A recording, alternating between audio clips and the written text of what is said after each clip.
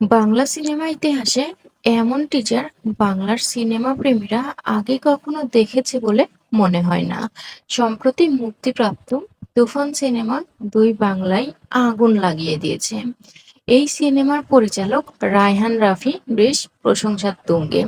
তুফান সিনেমাকে কেন্দ্র করে যেসব প্রতিশ্রুতি দিয়েছিলেন তা ফুটে উঠেছে তুফান টিজারে।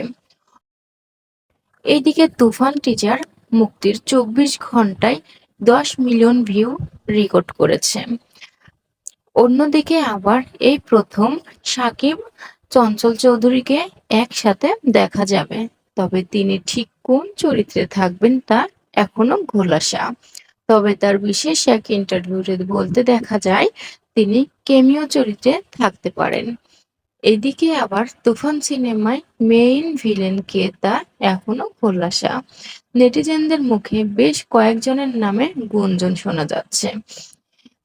এদের মধ্যে অন্যতম ওপার বাংলার যিশু সেনগুপ্ত এবং বাংলাদেশের আফরান নিশু, আরিফিন শুভ এবং মিশা সওদাগর। তো এদের মধ্যে কে মূল ভিলেন চরিত্রে থাকলে বেশি জমবে বলে আপনার মনে হয় তা কমেন্টে অবশ্যই জানাবেন এবং ভিডিওটি ভালো লাগলে অবশ্যই চ্যানেলটি সাবস্ক্রাইব করবেন।